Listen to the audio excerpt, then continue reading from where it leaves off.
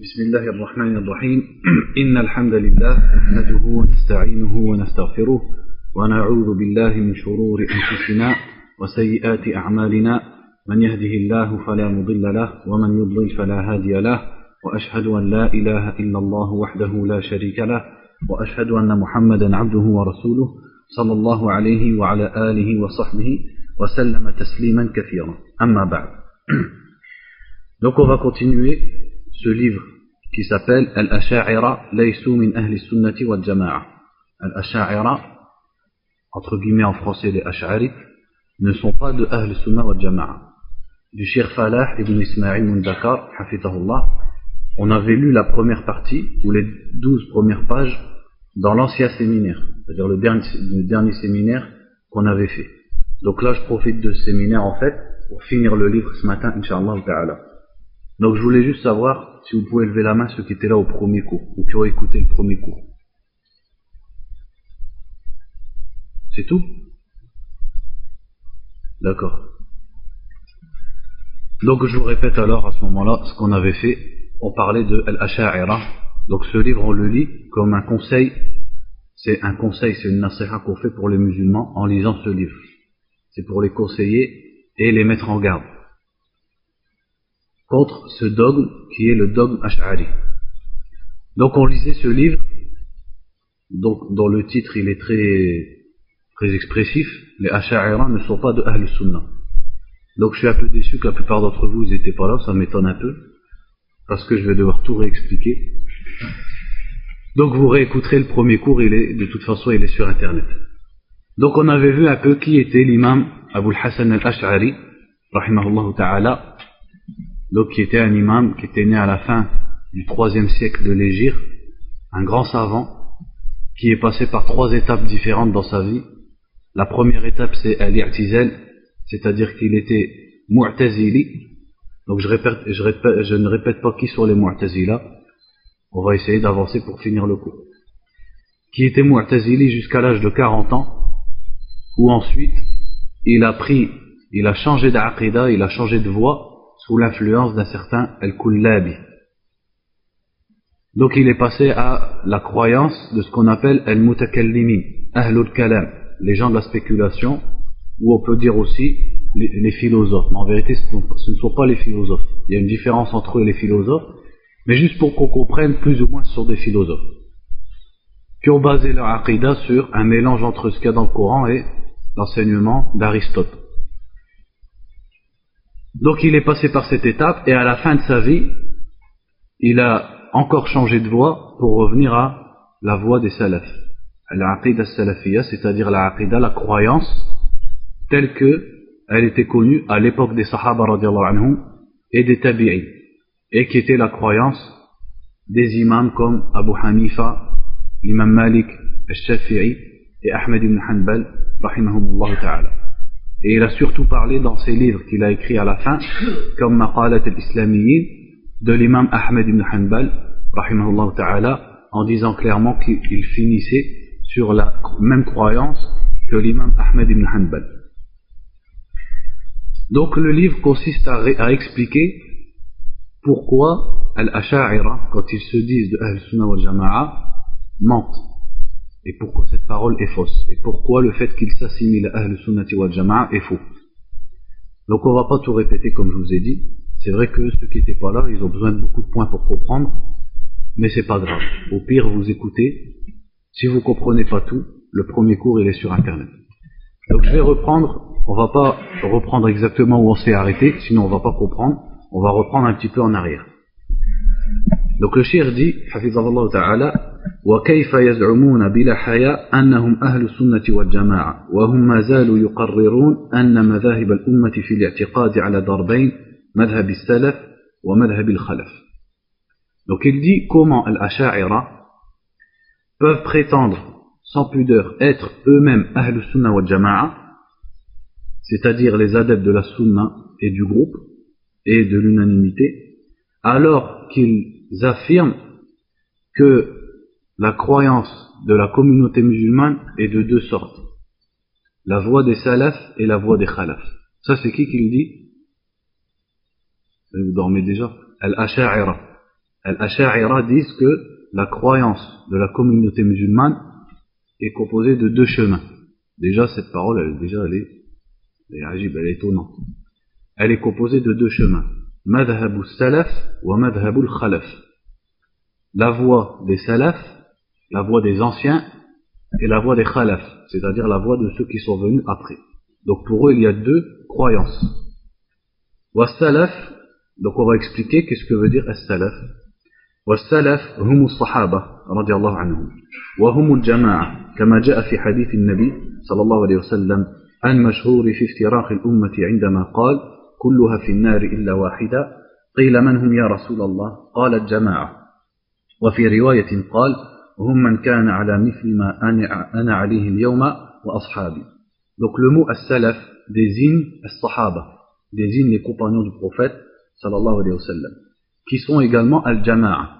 Même le mot al-jama'a désigne aussi les compagnons du prophète sallallahu alayhi wa sallam, puisque dans un hadith bien connu, quand le prophète sallallahu alayhi wa sallam a parlé de la division qui allait se produire dans sa communauté, et il a parlé de 73 groupes, dont tous iraient au feu sauf un, et il a dit à propos de ce groupe qui n'irait pas au feu, c'est al-jama'a.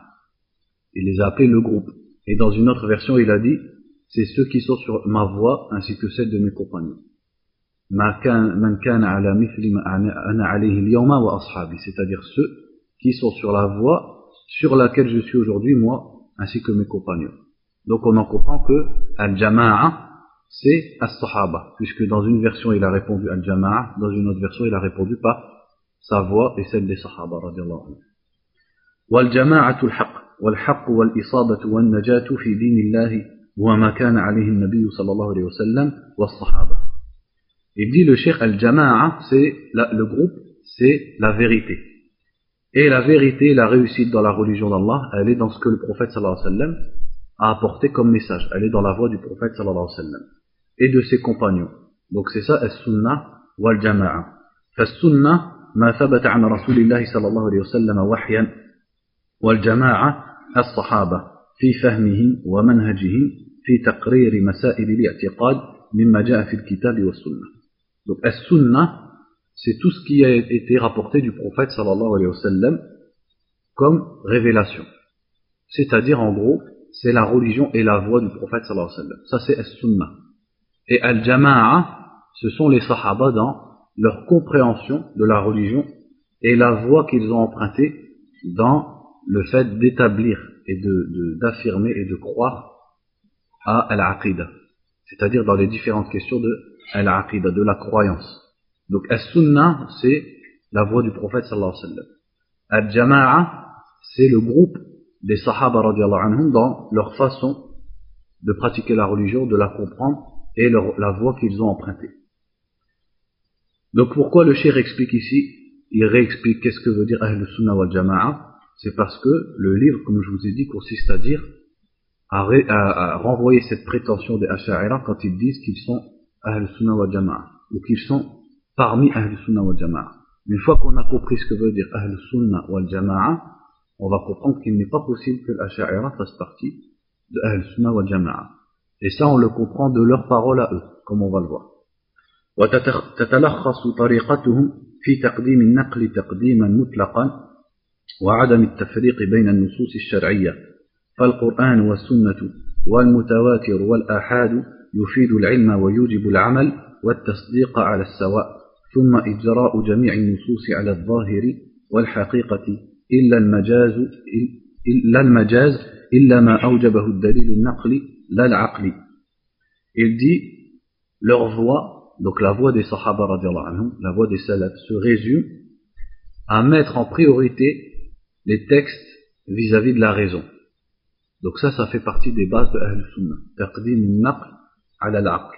C'est-à-dire faire passer les textes du Coran et des hadiths avant la raison humaine. Donc ce que la raison peut comprendre dans les textes, elle le comprend. Ce qu'elle ne peut pas comprendre, elle doit s'y soumettre. Alors qu'on va voir que la voie des Asha'ira, c'est de faire passer l'esprit humain avant la révélation. Et aussi, le deuxième point, c'est de ne pas faire de différence entre les textes de la religion. C'est-à-dire que tous les textes authentiques de la religion sont acceptés. Donc le Coran, le hadith, al-sunnah, et au sein du hadith, que le hadith soit mutawatir ou ahad, donc on a expliqué ce que c'est dans le premier cours, tout ça c'est accepté tant qu'il est authentique. Mutawatir, qu'est-ce que ça veut dire? En gros, je ne vais pas donner une explication vraiment entre guillemets scientifique. En gros, mutawatir, un hadith mutawatir, c'est un hadith qui est rapporté par un tel nombre de rapporteurs à chaque étape de sa chaîne de transmission qu'il est impossible qu'il ait été inventé. On appelle ça mutawatir. Et l'inverse de mutawatir, c'est hadithul ahad. Les hadiths des ahad. Ahad, c'est le pluriel de ahad. Un. Ahad, c'est des individus seuls, entre guillemets. C'est-à-dire un hadith qui est rapporté par exemple par un sahabi. Et de ce sahabi, l'a rapporté deux parmi les tabi'in. Et ainsi de suite. C'est-à-dire à chaque étape de sa chaîne de transmission, il n'y a pas un grand nombre. Et ça, c'est la majorité des hadiths. Mais est-ce que le fait de faire une différence entre mutawatir et ahad implique quelque chose au niveau de l'authentification des hadiths? Non, tout simplement pour la bonne raison que cette façon de diviser les hadiths entre mutawatir et ahad n'était pas utilisée par les anciens de cette communauté. C'est quelque chose qui a été mis en place, entre guillemets, puis utilisé par la suite par al-khalaf, c'est-à-dire par ceux qui sont venus après, et surtout par ahlul kalam, c'est-à-dire les spéculateurs. Spéculateurs, c'est-à-dire en gros les philosophes. Donc, je dis philosophe pour que vous compreniez. Mais si on étudie l'aqida, philosophe et ahlul kalam, c'est deux choses différentes. Je dis philosophe juste pour qu'on comprenne, parce que des fois, quand je dis les gens de la spéculation, ça ne nous parle pas. Ahlul kalam. Donc cette façon de différencier entre mutawatir et ahad n'a pas d'incidence sur l'authenticité des hadiths, puisque les salafs, c'est-à-dire les gens du hadith, que ce soit à l'époque des tabi'in, ou l'époque suivante, ou l'époque de l'imam al-Shafi'i, ou de l'imam Ahmed, ou de l'imam al-Bukhari, différencier les hadiths tout simplement entre sahih et da'if, authentique et rejeté. Et dans les hadiths authentiques, la plupart sont des hadiths ahad. Vous avez compris? Des hadiths qui ne sont pas rapportés par un grand nombre de rapporteurs. Donc ça n'a pas d'incidence. Alors que les khalaf, donc les gens de la spéculation, eux, font une différence entre le mutawatir et l'ahad, en disant le mutawatir est accepté quand on parle de la croyance et quand on parle du fiqh. Alors que l'ahad, les hadiths al-ahad, ceux-là sont acceptés dans le fiqh, mais pas dans la croyance. Donc ils ont différencié entre les hadiths d'une différenciation qui n'existait pas avant eux. Cette différenciation en elle-même est une bid'a. C'est quelque chose de nouveau. Que ni l'imam Abu Hanifa, ni l'imam Malik, ni Al-Shafi'i, ni Ahmed n'ont appliqué, ni établi. Donc ça c'est pour qu'on comprenne que la voie des salafs, c'est de mettre au-dessus de tout le Coran et le hadith. Et aussi de ne pas faire de différence entre les textes religieux. Tous les textes religieux du Coran et du hadith, s'il est authentique, sont au même niveau dans la religion. C'est-à-dire que ces textes, comme il a dit ici, tufidul ilm. Tufidul ilm, c'est-à-dire que ces textes, on en bénéficie un savoir et une certitude à propos d'Allah, etc. Et comme de la même façon que ces textes, tufidul amal, c'est-à-dire te pousse à agir. Qu'est-ce que ça veut dire ces lexiques-là? Tufidul ilm, tufidul amal. Ça veut dire, comme on vient de dire, que chez les gens de la spéculation, les hadiths peuvent impliquer l'action, c'est-à-dire que les hadiths, on les comprend, on doit les appliquer, dans ce qui concerne as-salat, az-zakat, etc., mais ne va pas impliquer al-ilm. Et donc, ne doivent pas être acceptés ni être une preuve et un argument dans le domaine de la croyance. Donc ça, comme on l'a dit, cette différenciation, elle n'existe pas à la base. Chez les salafs, chez Ahl Sunnah wa Jama'a, le hadith, s'il est authentique, il est un argument autant dans la croyance que dans le comportement, que dans le commerce, que dans la salat, etc. De ce point de vue, il n'y a pas de différence. Le hadith, il a force d'argumentation à partir du moment où il est authentique. On dit bien à partir du moment où il est authentique, dans tous les domaines de la religion. Et la troisième chose, il a dit ثم إجراء جميع النصوص على الظاهر والحقيقة l'al-majaz. La troisième chose, c'est de comprendre tous les textes religieux du Coran et du Hadith ala al-zahir. Qu'est-ce que ça veut dire al-zahir? Al-zahir, ça veut dire l'apparent, le côté apparent. Mais ce que veut dire al-zahir, c'est-à-dire la signification qui vient tout de suite à l'esprit quand on lit un texte. Ça veut dire que ce texte pourrait avoir une autre signification. Mais pour avoir cette autre signification, il faudrait le détourner ou l'interpréter. Donc, la base chez Ahl Sunnah, autant dans l'aqida que dans le fiqh, que dans tous les domaines de la religion, c'est de comprendre les textes du Coran et les textes du Hadith tels qu'ils sont. Et de les prendre tels qu'ils sont.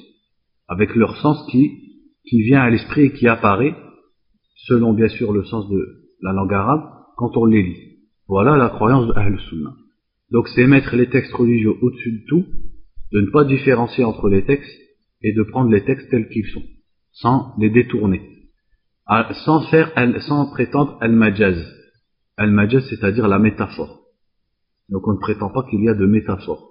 Comme le font al-khalaf, qui disent qu'en fait tous les textes, ou beaucoup des textes, on va dire plutôt, qui parlent des qualités d'Allah sont une métaphore.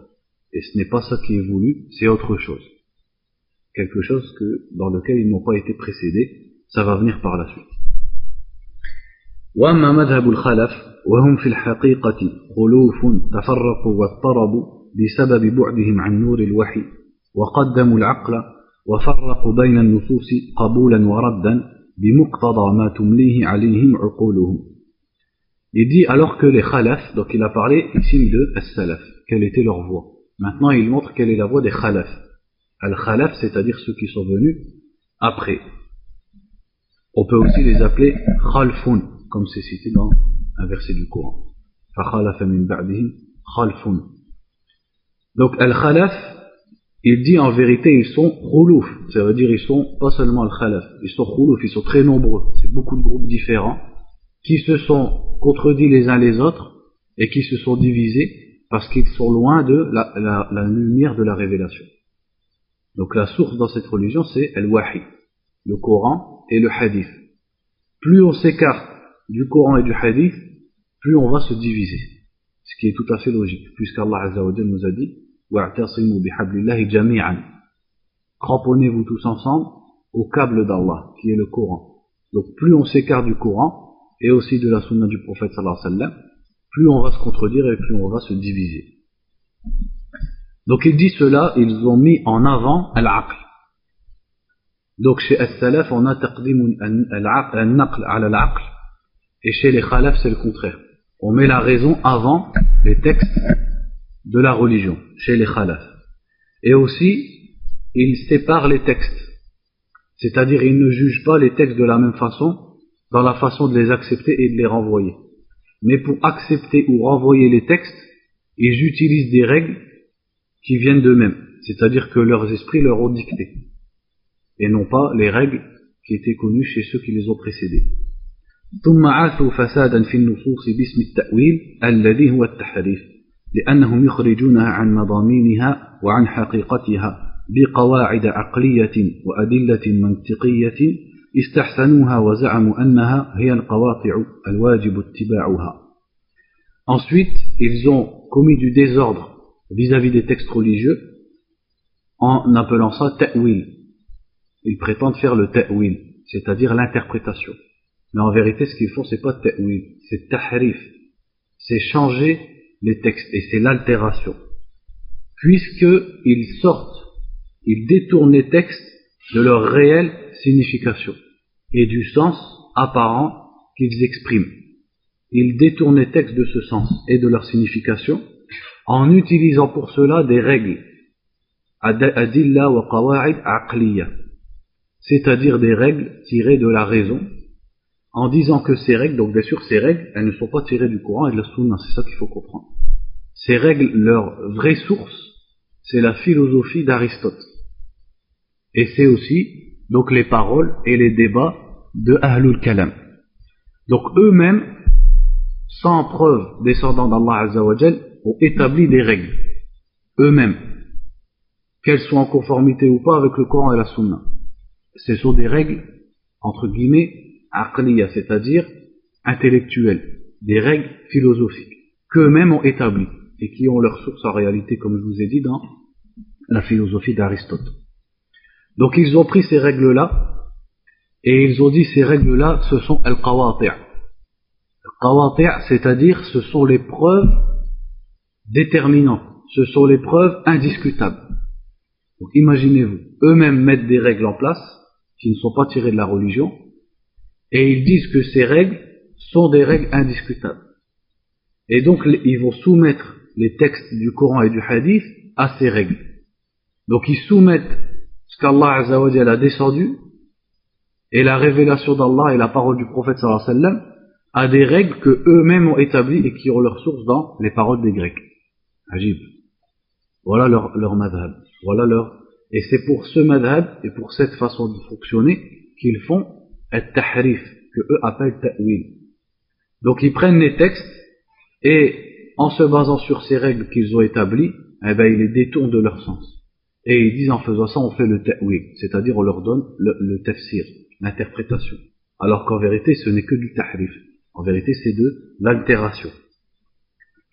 وأما نصوص الوحي فمدارها على الظن والتخريص وتدور بين ظنية الثبوت فترد ويقدم المعقول عليها وبين ظنية الدلالة فيحرفونها عن مواضعها بأنواع المجازات والخيالات العقلية. Il dit pour eux, donc ça c'est la situation des règles intellectuelles qu'ils ont mis en place. Pour eux c'est ce qu'il y a de plus haut. Et c'est la chose indiscutable. Et c'est ça le juge dans la religion. Ce sont leurs règles. Alors que les textes de la religion, pour eux, c'est un sujet de vann. C'est-à-dire ce ne sont pas des choses claires. Ce ne sont pas des sujets de certitude. Les textes religieux, pour eux, ce sont des choses qui se discutent et qui ne sont pas claires. Et dont tu ne peux pas profiter une certitude et une science certaine. J'essaie de traduire un peu, c'est pas évident. Il dit en fait pour Al-Khalaf, les textes sont soit Dhanniyatu Thubut ou Dhanniyatu Dalala. Dhanniyatu Thubut, c'est-à-dire que leur authenticité en elle-même n'est pas claire et est discutable. Et donc on les rejette. Et ça c'est ce qu'ils font avec, ou ce que certains d'entre eux font avec Ahadith al-Ahad. Ils disent Ahadith al-Ahad, pour une partie des mutakallimin, ce n'est pas thabit, ce n'est pas authentique. Et ils se contentent du mutawatir. Ça c'est une partie d'entre eux qui fait cela. Donc, pour eux, une partie des hadiths, leur authenticité n'est pas claire, et donc il faut faire passer la raison avant. Et l'autre partie, c'est leur dalala qui n'est pas claire. Qu'est-ce que veut dire ad-dalala? C'est-à-dire en gros, leur signification. Leur sens. Donc en vérité, pour eux, il n'y a rien de clair dans les textes de la religion. Soit c'est pas authentique, soit le sens il est discutable. Mais en aucun cas, le sens d'un hadith va être clair et il faut y croire. Donc pour eux, les textes sont Dhanniyatud Dalala. Qu'est-ce que ça veut dire? Ça veut dire qu'un verset du Coran ou un hadith, quand il exprime quelque chose, ce n'est pas un yaqin, ce n'est pas une certitude, c'est un van. C'est-à-dire, ça ne te procure pas un savoir à 100%. Mais simplement à 50%, 75%. Je dis ça pour qu'on comprenne. Qu'est-ce que ça veut dire, plus ou moins. C'est pour ça que je donne l'image des pourcents. Donc, comme c'est pas une certitude, donc c'est pas une preuve dans le sujet de al-aqidah et de la croyance en Allah. Donc, il faut le rejeter. Voilà comment ils arrivent, avec cette philosophie et ce raisonnement, à rejeter les textes religieux. Et donc, comme ces hadiths, leur sens n'est pas une certitude, il faut les détourner. Et pour les détourner, ils vont utiliser des règles et aussi al-majaz, c'est-à-dire la métaphore. Ils prétendent qu'il y a des métaphores dans la parole d'Allah Azza wa Jal et dans la parole du prophète sallallahu alayhi wa sallam. فالفرق واضح بين لكل متجرد معظم للكتاب والسنة والصحابة. Donc il dit, pour celui qui respecte et qui vénère le Coran, qui respecte le prophète sallallahu alayhi wa sallam et qui aime les sahaba, la différence elle est claire entre les deux voies. Les deux voies ne peuvent pas être la même. Ceux-là mettent la révélation avant l'esprit, ceux-là mettent l'esprit avant la révélation. Ceux-là acceptent tous les textes du Coran et du hadith authentique, ceux-là différencient entre eux les hadiths. entre ceux qu'on peut utiliser dans la aqidah et ceux qu'on ne peut pas utiliser. Ceux-là, as-salaf, comprennent les textes tels qu'ils sont, selon la langue arabe. Ceux-là disent que les textes ne sont pas un sujet à certitude et que donc il faut les détourner de leur sens s'ils contredisent la raison. Comment les deux voies peuvent être la même? Comment ils peuvent prétendre être Ahl Sunnah avec cette contradiction entre les deux voies?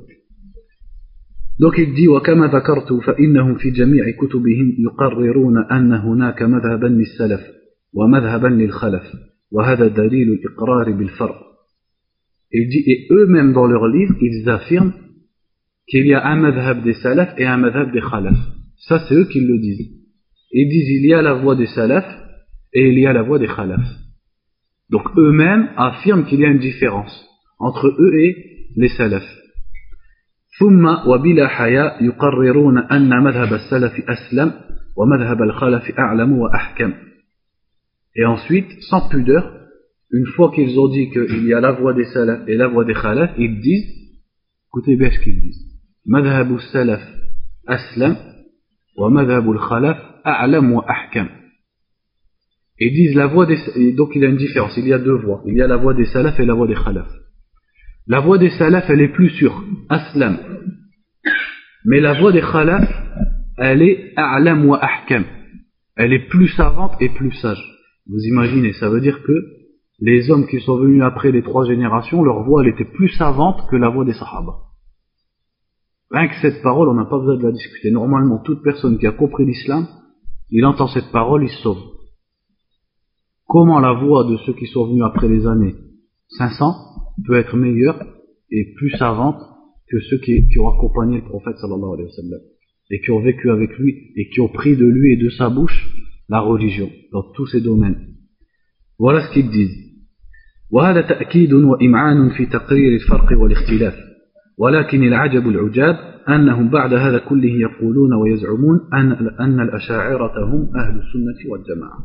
Il dit donc eux-mêmes affirment une différence entre eux et les anciens. Mais ensuite, ils disent ce qui est étonnant, ce qui est choquant, c'est qu'après avoir établi cette différence, ils disent Ahl Sunnah, c'est l'Asha'ira. Les Asha'ira sont Ahl Sunnah. Comment on dit que c'est différent et après on dit qu'on fait partie d'Ahl Sunnah? Donc ça c'est une très grande contradiction. Et le fait d'affirmer ces deux voies, c'est eux-mêmes qui l'affirment dans leur livre. Écoutez bien. جاء في جوهرة التوحيد وكل نص أوهم التشبيه أوله أو فوض ورم تنزيها. Dans Jawharat al-Tawhid, donc c'est un poème qui est étudié dans l'Aqid al-Ash'ariyya. À notre époque, plus ou moins, tout bon Ash'ari étudie Jawharat al-Tawhid. Qu'est-ce qu'il dit dans Jawharat al-Tawhid? Donc la perle du Tawhid, et c'est plutôt la perte du Tawhid. Il dit وَكُلُّ نَصٍ أَوْهَمَ التَّشْبِيهَ أَوِّلْهُ أَوْ فَوِّضْ وَرُمْ تَنْزِيهَ. Écoutez bien, tout texte, c'est-à-dire tout verset ou tout hadith, qui te laisse comprendre le tashbih, c'est-à-dire la ressemblance entre Allah et sa créature, awilhu, c'est-à-dire interprète-le, donne-lui un autre sens, aw fawwid, ou alors fawwid, c'est-à-dire entre guillemets fais-le passer. Fawwid, c'est-à-dire ne lui donne pas de sens, prends-le comme ça, warum tanziha, et vise par là tanzihan, c'est-à-dire le fait de scander la pureté d'Allah. Donc qu'est-ce qu'il dit dans le vers? Tout texte qui te laisse comprendre une ressemblance entre Allah et sa créature, interprète-le ou fais-le passer en visant par là le fait de vénérer Allah, c'est-à-dire tanzih, c'est-à-dire le fait d'écarter d'Allah les manquements, etc. Et il est où le problème dans ce texte? Dès le début du vers. C'est quand il dit et tout texte qui te fait comprendre la ressemblance. Ça veut dire que les versets du Coran et les hadiths laissent comprendre une ressemblance entre Allah et sa créature. Ça c'est pour qui? C'est pour celui qui n'a pas compris les textes du Coran et de la Sunna. C'est pour celui qui, quand il entend Ar-Rahmanu ala al-Arsh istawa, il s'imagine un être humain quand il se met sur une chaise Et donc il s'imagine ça pour Allah. Et il dit donc je dois pas y croire. Donc il comprend des textes, ce qu'on comprend d'un être humain. Et donc il dit, ça on peut pas l'affirmer pour Allah. Donc c'est toi qui as mal compris dès le départ. C'est toi qui as comparé Allah à sa créature et qui a mal compris les textes. Sinon, ni les textes du Coran, ni les textes du Hadith, même si on les comprend dans leur sens apparent, avec leur sens et leur signification, n'impliquent une ressemblance entre Allah et sa créature. Donc le cheikh va expliquer ça. قال البيجوري في حاشيته أوله أي احمله على خلاف الظاهر مع بيان المعنى المراد فالمراد أوله تأويلا تفصيليا بأن يكون فيه بيان المعنى المراد كما هو مذهب الخلف وهم من كانوا بعد 500 وقيل بعد القرون الثلاثة. Écoutez, Al-Bayjouri, dont son commentaire est une référence dans l'Aqida al-Ash'ariyya. Il a fait un commentaire de ce poème. Écoutez ce qu'il dit. Il dit, quand il interprète la parole awwilhu, dans le poème il dit awwilhu, c'est-à-dire interprète ce texte. Il dit, c'est-à-dire interprète-le de façon contraire à son aspect apparent. Donne-lui un autre sens que son sens apparent, en montrant quel est le sens qui est réellement voulu par ce texte. Donc ce qu'a voulu dire le poète, c'est interprète-le d'une interprétation détaillée, en montrant la signification qui est voulue, et ça c'est le madhab des khalaf. Ça c'est la voie des khalaf. Qu'est-ce que ça veut dire?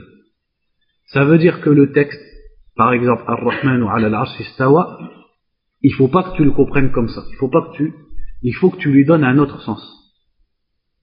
Donc ça veut dire déjà que tu crois qu'il a un autre sens que Ar-Rahman ala al-Arsh istawa. Mais cet autre sens, il faut que tu le détermines. Donc tu vas lui donner carrément un autre sens. Tu vas lui donner une autre interprétation. Et ça c'est la voie des khalaf. Et il dit, et les khalaf sont ceux qui sont venus après l'année 500. Lui-même il dit ça, lui c'est un Ash'ari. Et il dit les khalaf sont ceux qui sont venus après les années 500. Et il dit, et certains ont dit, c'est ceux qui sont venus après les 3 premiers siècles. Donc voilà le madhab des khalaf. وقوله أو فوض أي بعد التأويل الإجمالي الذي هو صرف اللفظ عن ظاهره فبعد هذا التأويل فوض المراد من النص الموهم إليه تعالى على طريقة السلف وهم من كانوا قبل 500 وقيل القرون الثلاثة الصحابة والتابعين وأتباع التابعين. Ensuite, il interprète la parole dans le poème qui dit أو فوض. Donc il a dit awwilhu aw fawwid, interprète-le ou fais-le passer. Écoutez bien, donc interprète-le, on a expliqué ce qu'il a dit dans son interprétation. Aw fawwid, ou fais-le passer. Qu'est-ce qu'il dit? C'est-à-dire fawwid, c'est-à-dire après que tu l'aies interprété d'une interprétation générale, qui est le fait de détourner le texte de son aspect apparent. Après ce ta'wil-là, cette interprétation-là, la signification qui est voulue, laisse-la. Fawwid, c'est-à-dire ne rentre pas dedans, ne la détermine pas. Qu'est-ce que ça veut dire? C'est quoi donc la différence? Et il dit, ça c'est la voie des salafs, qui sont ceux qui étaient avant l'an 500, ou alors qui sont les 3 premières générations, as-sahaba, tabi'in et atba' al-tabi'in. Donc pour lui, je dis bien pour lui, parce qu'on va voir que c'est une erreur grave. Comment il explique le madhab des salafs? Par le tafwid. C'est quoi quand il dit fawwid? C'est-à-dire que un texte qui parle sur une qualité d'Allah, par exemple Ar-Rahman ou ala al-Arsh istawa. Premièrement, il faut comprendre qu'il ne veut pas dire ça. Ce qu'il dit le texte, en apparence, il faut que tu crois que le texte ne veut pas dire ça. Ce qui ressort, le sens qu'on comprend du texte, c'est pas ça qui est voulu. Il faut que tu crois ça d'abord. Donc jusque là, c'est la même chose que les khalaf. La différence, elle est où donc, si vous avez compris? Je vais voir si vous avez compris. Voilà. Vous aurez quelqu'un d'autre qui me donne la réponse? Parce que il a écouté 100 cours sur la aqida, donc. Hein? Bah, le comment, non, parce que le comment, Ahl Sunnah aussi, on dit que Non, ça c'est vrai ça. Non, moi je veux ce que lui a dit sur la voie des salafs. Il faut pas croire au côté apparent. On a dit, écoutez bien, les khalaf, là c'est le Bayjouri qui parle, c'est pas Abbas. C'est-à-dire moi si je décris la voie des salafs, jamais je vais la décrire comme lui est en train de la décrire. Il dit la voie des khalaf, c'est que le sens du texte, premièrement on n'y croit pas, le sens apparent du texte, on croit que le texte ne veut pas dire ça. Donc ça, la première étape, pour lui, la voie des salaf et la voie des khalaf, elle est d'accord sur ça. C'est-à-dire que pour lui, les salaf et les khalaf, tous ils ne croyaient pas à la main d'Allah, puisque c'est comme c'est écrit dans le Coran, à l'istiwa qui est écrit dans le Coran. Tous ces textes apparents, et le sens de ces textes, pour lui, bien pour lui, les salaf et les khalaf, tous ils n'y croyaient pas. La deuxième étape c'est quoi? C'est de donner une autre signification à ce texte, puisque tu ne crois pas à ce qu'il dit. Il faut lui donner une autre interprétation. Donc pour lui, pour eux en fait, pour l'Asha'ira, les salafs s'arrêtaient là. Et ils ne déterminaient pas le sens du texte. Donc si par exemple, je prends toujours cet exemple, Ar-Rahmanu ala al-Arsh istawa. Selon lui, les salafs, comment ils faisaient par rapport à ce verset? Ils disaient, ça ne veut pas dire premièrement que réellement Allah istawa ala al-Arsh. Première chose, ça ne veut pas dire ça. Donc qu'est-ce que ça veut dire? Allahu a'lam, on s'arrête là. La vraie signification, on la laisse à Allah. C'est ça le tafwid. Pour lui, c'est ça la voie des sahaba. Et la voie des khalaf, c'est de ne pas croire à l'istiwa. Ça, jusqu'à maintenant, c'est pas la même chose. Mais de lui déterminer un sens. De dire, il veut pas dire ça, il veut dire telle chose. Vous avez compris? Donc la différence, elle est où? C'est que pour lui, je dis bien pour lui, les salafis s'arrêtaient sans donner de sens au texte. Donc en fait, pour lui, les sahaba, c'était des gens qui lisaient le Coran et ils comprenaient pas les versets. Ils disaient, voilà, le verset, il veut dire ça, il dit ça, je sais qu'il veut pas dire ça, mais qu'est-ce qu'il veut dire en vrai, je sais pas. Donc pour eux, Ar-Rahman ala al-Arsh istawa, Bal yadahu mabsutatan, ses deux mains sont ouvertes, les deux mains d'Allah. Wajhullah, tout ça, c'est la même chose. Tout ça, c'est des paroles qui n'ont pas de sens particulier. Leur sens, on ne le connaît pas. Donc c'est comme si on lisait de l'hébreu ou de l'anglais ou une langue étrangère. Alors que les khalaf, eux, ils ont été plus malins, plus intelligents. Ils ont dit non, nous, on connaît le sens. On a cherché, on a réfléchi, on a trouvé que Ar-Rahman al-Arsh istawa, il veut dire istawla. Donc écoutez bien la suite. Maintenant qu'on a compris comment eux conçoivent la voie des salaf et la voie des khalaf. Qu'est-ce qu'il dit tout de suite après? وطريقة الخلف أعلم وأحكم لما فيها من مزيد الإيضاح والرد على الخصوم وهي الأرجح ولذا قدمها المصنف. Il dit donc la voie des khalaf est plus savante et plus sage parce qu'elle explique plus, elle va plus loin dans l'explication et aussi parce qu'elle réplique mieux à ceux qui sont al-khusum, c'est-à-dire ceux qui sont en face, aux ennemis entre guillemets. Donc pour lui, la voix de Al-Ghazali, Al-Razi, Al-Juwayni, etc., elle est plus intelligente que la voix d'Abu Bakr, Omar, Uthman et Ali. Ça c'est lui qui le dit, on l'a pas inventé. Ça c'est la spécificité des savants d'Ahl Sunnah. Quand on réplique sur une jama'a, on n'a pas besoin, chez Ahl Sunnah wal Jama'a, d'inventer sur eux. Il suffit de prendre leurs propres paroles. C'est lui-même qui a dit que les khalaf et les salaf n'ont pas la même voix et que la voix des salaf la voix des khalaf est plus intelligente et elle est plus savante. Donc ça c'est lui qui le dit. Et il dit c'est pour ça que dans Jawharat al-Tawhid l'auteur l'a mise en premier, c'est parce que c'est cette voix-là la plus forte.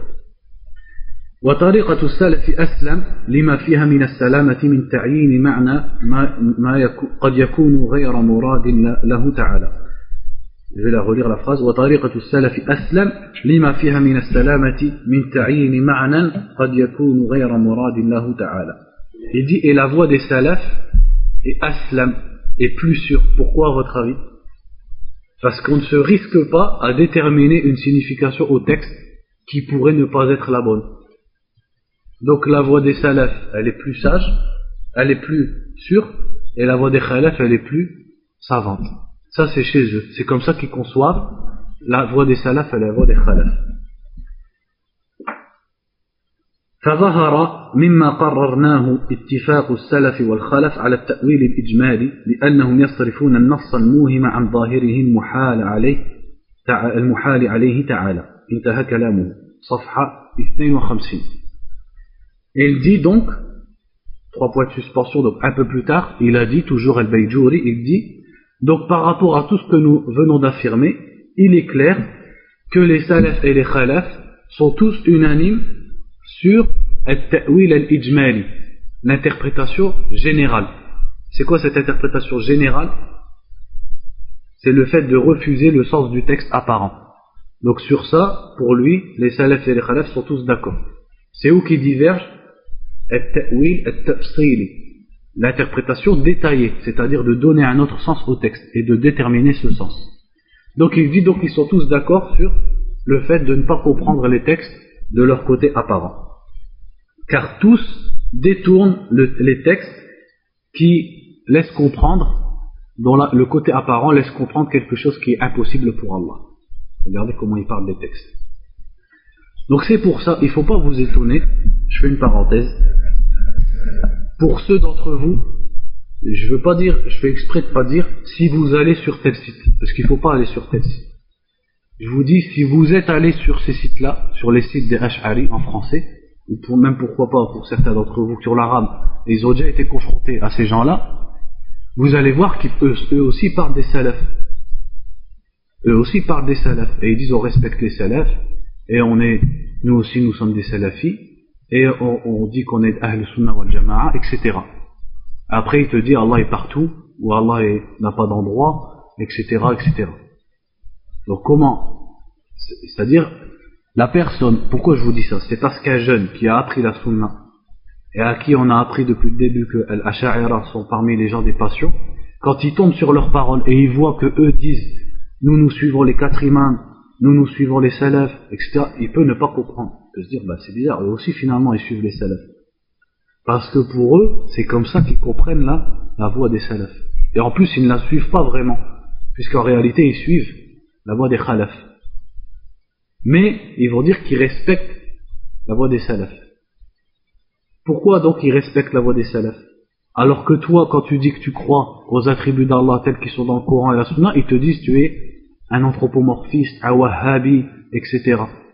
Donc comment d'un côté ils disent qu'ils respectent les 4 imams, et de l'autre côté ils te traitent de wahhabi?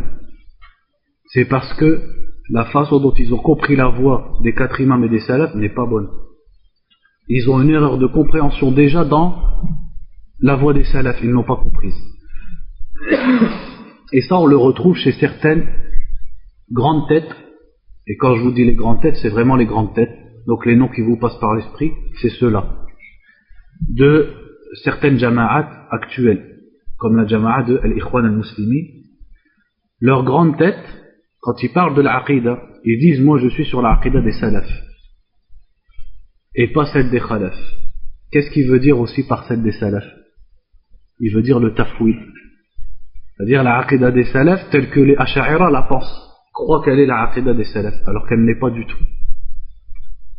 Donc, ils disent je suis sur la aqida des salafs, mais en vérité ils sont sur la aqida du tafwid, qui consiste à ne pas croire au sens des textes, mais sans leur donner une autre interprétation. Donc, ce qui n'est pas la aqida des salafs. Et celui qui veut comprendre ça en détail, qu'il lise ou qu'il étudie Al-Fatwa al-Hamawiyya. Le Cheikh al-Islam Ibn Taymiyyah, rahimahullah, il a fait une introduction à cette fatwa où il a montré que Al-Khalaf et Ahlul Kalam, c'est-à-dire Al-Asha'ira, se sont trompés dans deux choses. Premièrement, ils n'ont pas compris quelle était la voie des salafs, et deuxièmement, le fait d'oser dire que la voie des khalaf était mieux que celle des salafs. 2 grandes catastrophes. On continue dans la lecture du livre. وهكذا وبلا حياء ولا خجل يرجحون مذهبهم الكلام الفلسفي على مذهب خير القرون على مذهب الجماعة والصحابة. Donc c'est ainsi, le cheikh commente maintenant, cheikh Falah hafizahullah, il dit sans pudeur, sans que ça les embête, sans que ça les dérange, ils disent que leur madhab, qui est basé sur la philosophie et la spéculation, est meilleur que la voie des meilleurs siècles de cette communauté, qui sont les sahaba et les tabi'in. وهكذا, ça c'est la première chose. وهكذا يكذبون على الصحابة بأنهم أهل تأويل إجمالي بمعنى أنهم لا يقررون أي معنى لآيات الصفات التي وصفوها بأنها توهم التشبيه. Et aussi, ils mentent sur les compagnons du prophète sallallahu alayhi wa sallam en disant que les compagnons font le ta'wil ijmali, c'est-à-dire qu'ils ne croient pas aux significations des textes et des versets qui parlent des qualités d'Allah Azza wa Jal, en disant que ces textes laissent comprendre la ressemblance entre Allah et ses créatures. Donc voilà leurs deux erreurs. Premièrement, ils n'ont pas compris, ils ont menti sur les sahaba, et deuxièmement, ils ont dit que la voix de ceux qui sont venus après est mieux que la voix des sahaba. Une des deux, elle suffit pour ne pas être de Ahl Sunnah wal Jama'a. فاتهموا النصوص بأن فيها تشبيها للخالق بالمخلوق وتفتقر إلى تنزيه الباري وكأنهم أعلم بالله وبما يليق به من نفسه تبارك وتعالى. Donc ils ont accusé les textes religieux de comporter du tashbih, c'est-à-dire de l'anthropomorphisme, de laisser comprendre de la ressemblance entre le Créateur et ses créatures, et de dire que ces textes ont besoin de tanzih, c'est-à-dire ils ont besoin que ensuite on purifie Allah Azza wa Jal de cette ressemblance. Donc on dirait, le shir dit, on dirait qu'ils connaissent mieux Allah que lui-même. Allah, c'est lui qui nous a parlé de lui. Et eux disent non, c'est pas possible. Donc vous connaissez mieux Allah qu'Allah se connaît lui-même, puisque vous dites que ces textes laissent comprendre de la ressemblance entre Allah et ses créatures. واتهموا رسول الله صلى الله عليه وسلم بأنه وصف ربه بما ظاهره التشبيه وعدم التنزيه وكأنهم أعلم من رسول الله صلى الله عليه وسلم بما يليق بالله وبمدلولات الألفاظ والمعاني والأوصاف سبحانك هذا بهتان عظيم. Aussi ils ont accusé le prophète sallallahu alayhi wa sallam en faisant ce raisonnement et par la voie qu'ils ont empruntée, ils ont accusé le prophète sallallahu alayhi wa sallam de nous parler d'Allah en disant des choses qui en apparence laissent comprendre la ressemblance entre Allah et ses créatures, et dans laquelle il n'y a pas de vénération tanzih envers Allah Azza wa Jal. C'est comme s'il connaissait mieux que le prophète sallallahu alayhi wa sallam la façon de parler d'Allah, et il connaissait mieux les paroles et la langue arabe et le sens des mots que le prophète sallallahu alayhi wa sallam. Puisque quand le prophète nous dit quelque chose à propos d'Allah, il dit non, ça ne peut pas vouloir dire ça. Donc ça veut dire soit que vous connaissez mieux Allah que le prophète sallallahu alayhi wa sallam, soit que le prophète sallallahu alayhi wa sallam n'était pas clair dans sa façon de s'exprimer, et qui s'exprimait d'une façon qui induit en erreur. Parce que le fait de dire, on fait une parenthèse aussi, c'est très intéressant ce que le shir dit ici, c'est très important. Le fait de dire que le côté apparent des textes n'est pas voulu, c'est pas ça qu'Allah a voulu dire. Donc quand Allah nous dit qu'il s'est élevé sur son trône, c'est pas ça que ça veut dire. Quand Allah nous dit qu'il a deux mains, c'est pas ça que ça veut dire. Quand Allah nous dit qu'il a un visage, c'est pas ça que ça veut dire. Quand le prophète sallallahu alayhi wa sallam dit qu'Allah rit, c'est pas ça que ça veut dire. Quand le prophète dit qu'Allah est miséricordieux, c'est pas ça que ça veut dire. Parce que pour eux, Allah ne peut pas avoir de rahma. Même la rahma, il la détourne de son sens. Quand Allah nous dit qu'il est satisfait des croyants, c'est pas ça que ça veut dire. Quand Allah nous dit qu'il aime les croyants, c'est pas ça que ça veut dire. Donc au final, on a envie de leur demander, est-ce que le prophète sallallahu alayhi wa sallam y est venu pour nous montrer ou pour nous induire en erreur? Est-ce qu'il est venu pour nous parler d'Allah Azza wa Jal d'une façon compréhensible, pour qu'on soit éclairé et nous mettre sur le bon chemin, ou est-ce qu'il est venu pour nous embrouiller encore plus? Parce que si on suit vos idées à vous, il est plutôt venu pour nous embrouiller encore plus. Quelqu'un qui veut venir de la part d'Allah Azza wa Jal, qu'Allah envoie aux êtres humains pour leur dire qu'il n'a que 7 qualités. Écoutez bien ce que je vous dis.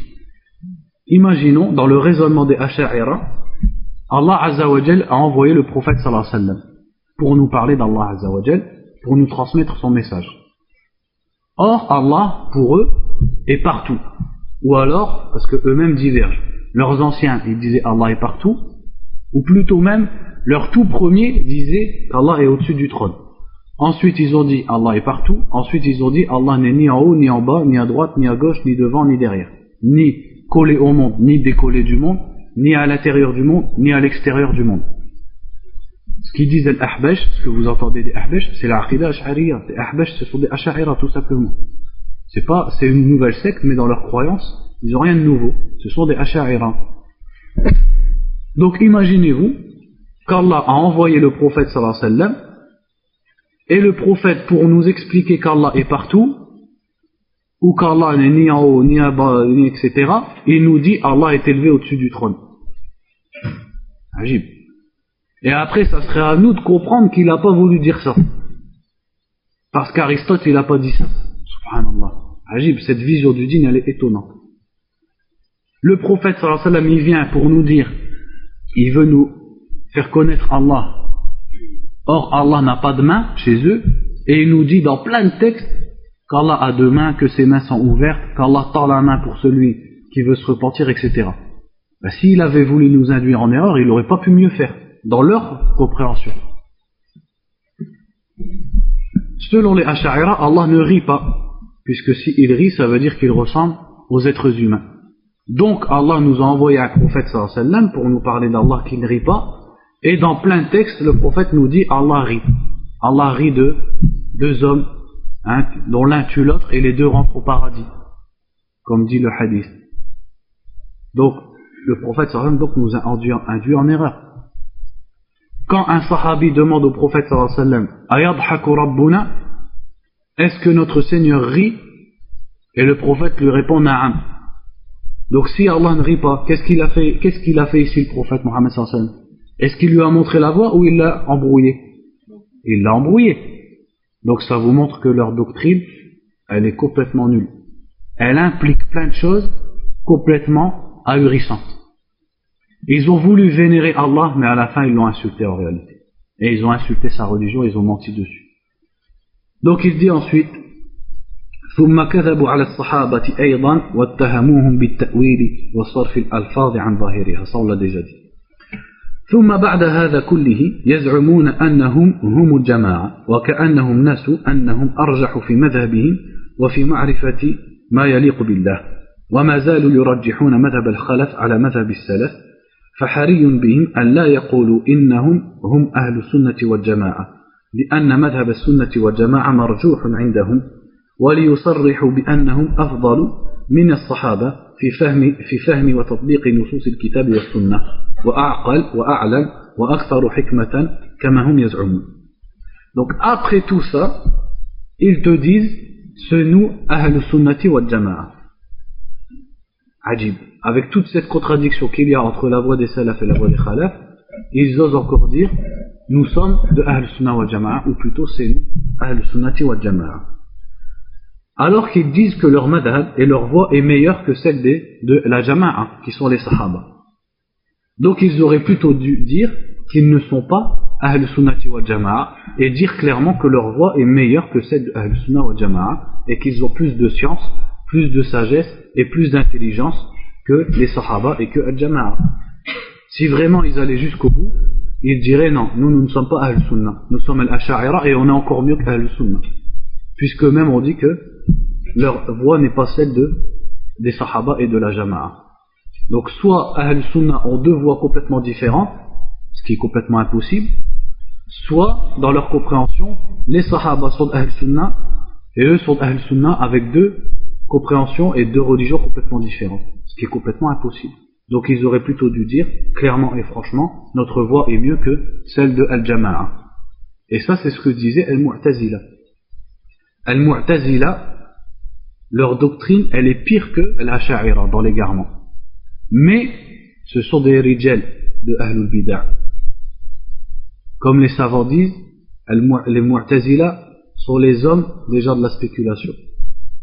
Et les Asha'ira sont leurs al-khunuf. C'est les moitié hommes, moitié femmes. Parce qu'ils disent pas clairement leurs choses. Ils essaient de faire un compromis. Alors que les Mu'tazila, dans leur égarement, étaient clairs. Ils disaient voilà, l'i'tizal, et voilà, notre doctrine n'est pas celle des Sahaba, etc., etc. Ils étaient clairs dans leur doctrine. Alors que l'Asha'ira ramène une bid'a énorme et disent nous sommes Ahl Sunnati wal Jama'a. C'est pour ça que ce sont des al-Khunouch. Ce ne sont pas les hommes de Ahl Bid'a. Ce sont les femmes et les moitié hommes, moitié femmes de Ahl Bid'a. Ça, c'est une expression que les savants disaient sur l'Asha'ira, pour exprimer le fait qu'ils ne sont pas clairs. وأذكر هنا مثالا استيضاحا واستبيانا لسبيل الأشاعرة المتكلمين المتنكبين عن الصراط والسنة والجماعة، وهي مسألة طال حولها الجدل وربما غفل عنها جماهيرهم وعامتهم فلا يظنونها من مذهبهم لأنها عندهم من خصائص غلاة معتزلة معطلة. إنها مسألة القول في القرآن وكلام الله. Cheikh maintenant dit, maintenant je vais citer un exemple qui va nous éclaircir tout ça sur le chemin des Asha'ira qui ont contredit la Sunna et Al-Jama'a. Et c'est une question sur laquelle le débat a été très long. C'est-à-dire il y a eu beaucoup de débats et de discussions autour de cette question. Et il dit une majorité des Asha'ira, et surtout le commun des Asha'ira, ne pense même pas que cette question fait partie de leur madhab. C'est-à-dire eux-mêmes, les Asha'ira, beaucoup d'entre eux n'ont même pas conscience que cette doctrine dont on va parler fait partie de leur madhab. Et ils pensent que c'est simplement le madhab des Mu'tazila. Parce que les Asha'ira sont des ennemis à la base des Mu'tazila. Et pour eux, les Mu'tazila sont des Mubtadi'a, etc., etc. Ce qui est vrai. Mais le problème, c'est que quand on regarde, comme on l'avait dit dans le premier cours, l'évolution des Asha'ira, ils se sont rapprochés des Mu'tazila. Et ils n'ont plus une très grande différence avec eux. En ce qui concerne les Srifat, bien sûr. Sinon, dans d'autres points, ils ont une différence avec eux. Donc cette question, c'est la question du Coran. Et la question de la parole d'Allah, subhanahu wa ta'ala. Donc dans cette question, Al-Asha'ira, leur parole est complètement contraire à la parole de Ahl Sunnah. Et elle est pratiquement identique à celle des Mu'tazila. Alors que eux-mêmes déclarent innovateurs les Mu'tazila pour la question du Coran. Alors qu'au final, dans cette question, ils sont identiques. Mais une grande partie des Asha'ira n'ont pas conscience de ce point. Et c'est pour ça que je vous avais raconté l'histoire de Cheikh Mohammed Aman al-Jami, rahimahullah ta'ala. Quand Cheikh Falah, dont on lit le livre, a fini son magistère, il l'a invité dans son bureau, il l'a appelé, il lui a dit viens, j'ai un cadeau pour toi. Et quand le Cheikh est venu, il lui a donné Jawharat al-Tawhid, c'est-à-dire le livre dont on lisait les paroles. Un livre Ash'ari 100%. Donc Cheikh Falah, il n'a pas compris, c'est quoi ce cadeau. Et il lui a dit c'est pour que tu comprennes, lis-le, et tu comprendras que les Asha'ira ne connaissent pas leur dogme. C'est-à-dire que eux-mêmes ne savent pas toutes les horreurs et toutes les énormités qu'il y a dans leur dogme. Car la Aqidah Ash'ariya ne fait que s'hériter plus ou moins de cheikh en élève. Mais les élèves n'ont pas forcément conscience, déjà le cheikh, de tout ce qu'il y a dans la Aqidah Ash'ariya. Donc la plupart des gens, comme je vous avais cité l'exemple la fois dernière, la Aqidah Ash'ariya, c'est la Aqidah officielle dans la plupart des pays du monde musulman, dont le Maghreb, les pays du Maghreb. Donc c'est la Aqidah officielle dans les universités, ou alors de la plupart des mouftis, etc., etc. Pas tous, mais la plupart. Alors que, si tu prends n'importe quelle personne au Maghreb, ou en Afrique de l'Ouest, et tu lui dis, ce qui est écrit là dans le Coran, c'est pas la parole d'Allah. Pour moi, Allah, il a pas dit ça. Qu'est-ce qu'il va te dire? Il va dire que t'es un kafir, etc., etc. Ben, ça, c'est l'aqidah ash'ariyya. Pour vous dire que le commun des Ash'ara n'ont pas conscience de leur propre dogme. Et aussi, avant de passer à cet exemple, donc je vous mets en garde une deuxième fois, comme je l'avais fait dans le premier cours, contre des gens qui en apparence sont Ahl Sunnah wal Jama'a. Et quand ils parlent, ils disent Ibn Taymiyyah, Ibn Uthaymin, etc., etc.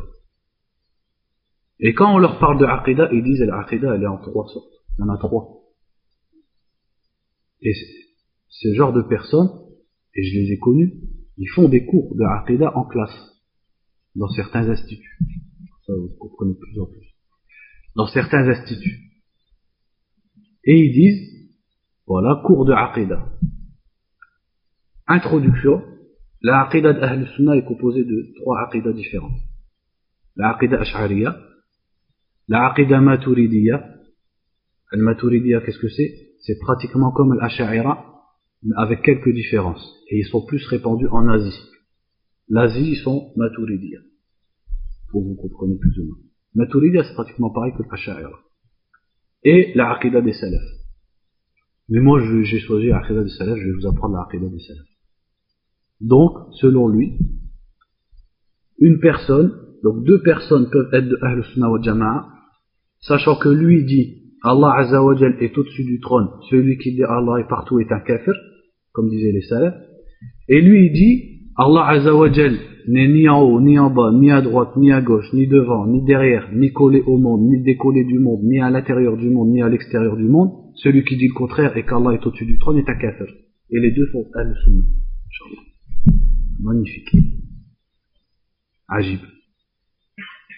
C'est ajib.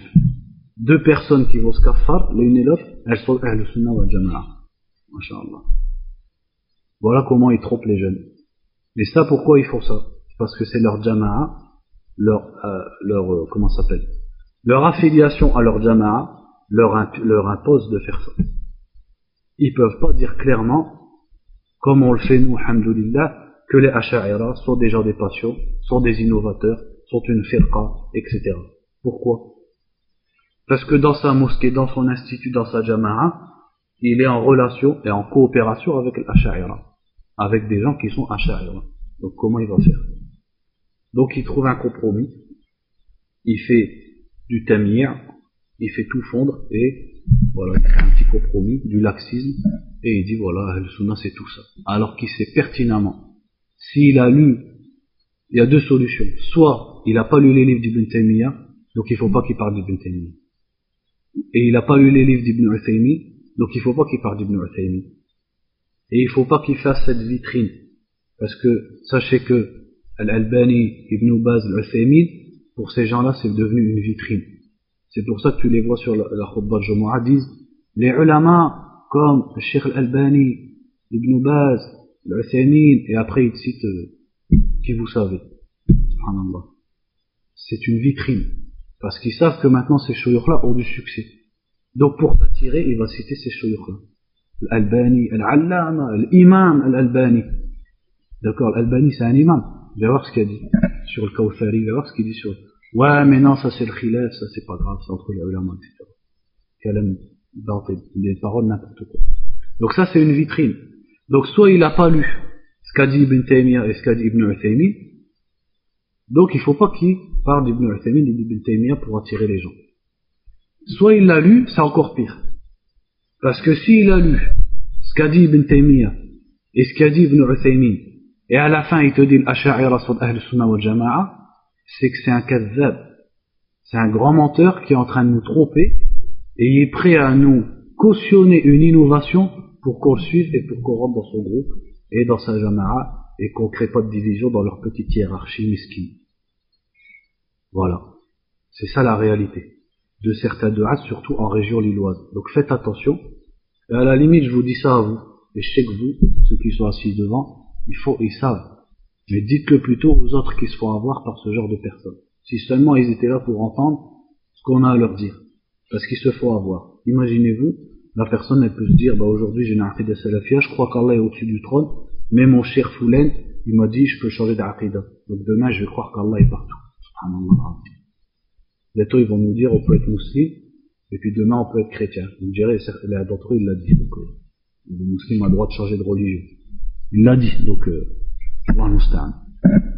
on va continuer à lire.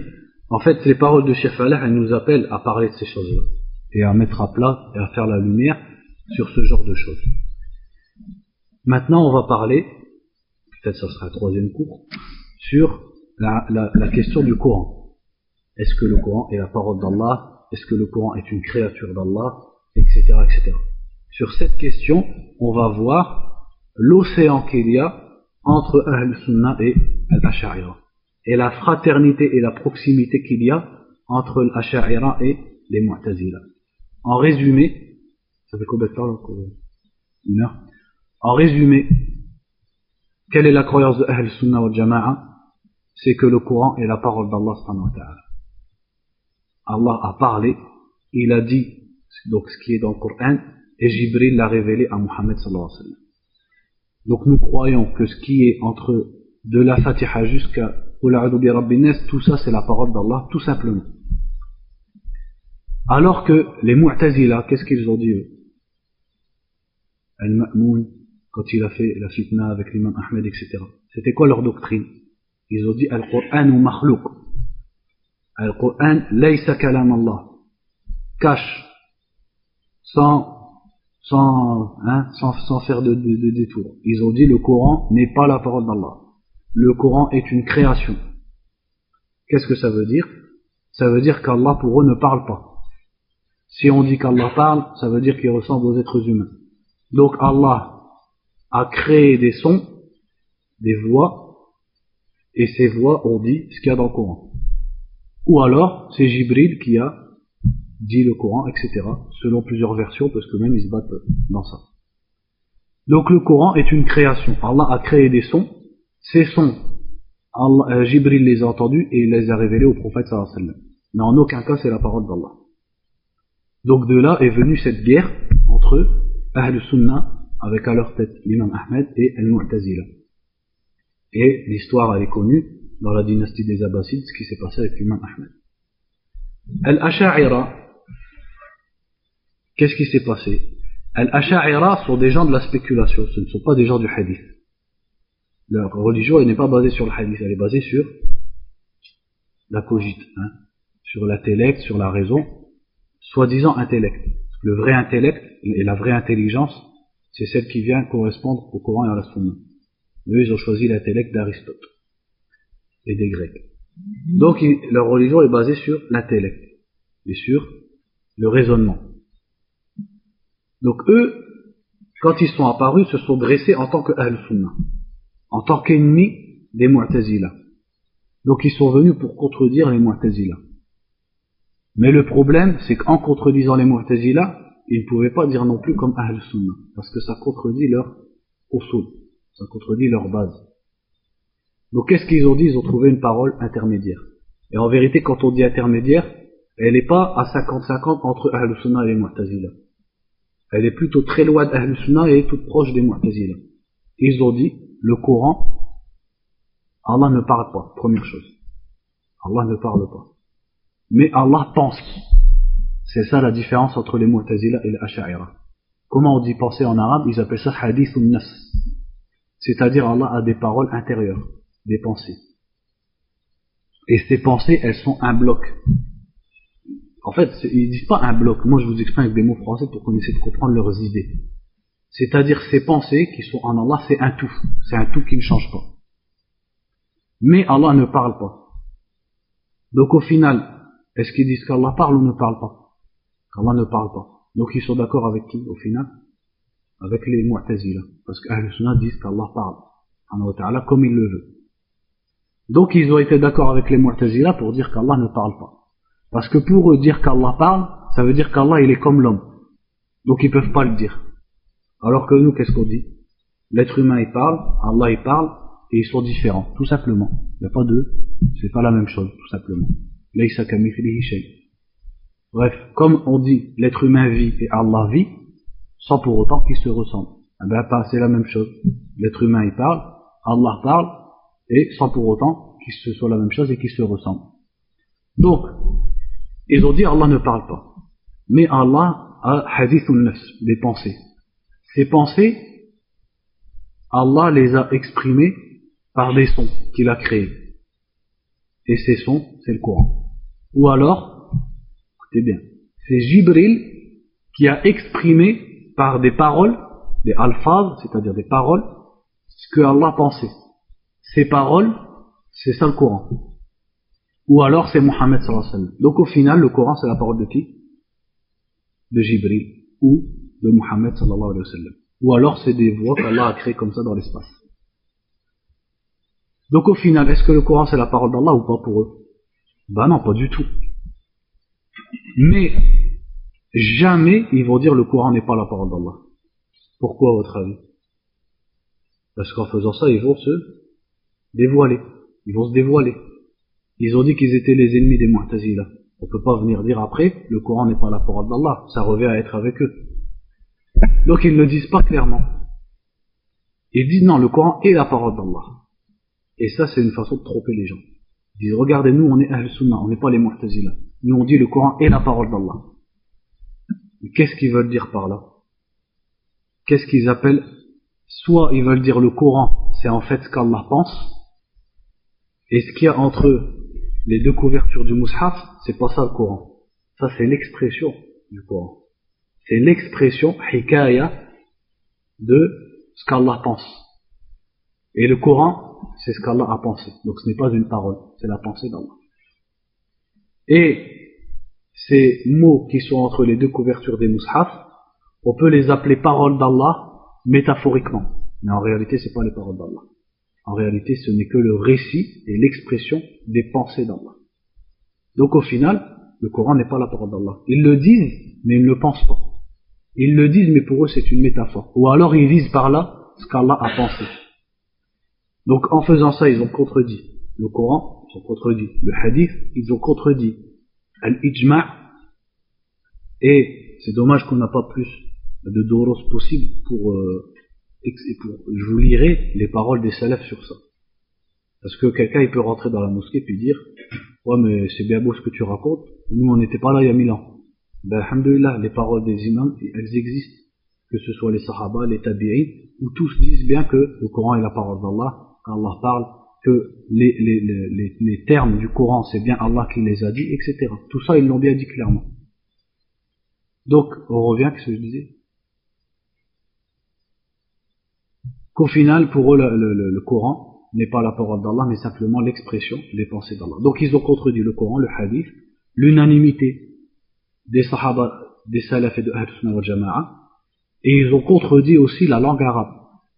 Parce que dans la langue arabe, ce qu'on pense, ça ne s'appelle pas une parole. Ajib, hein?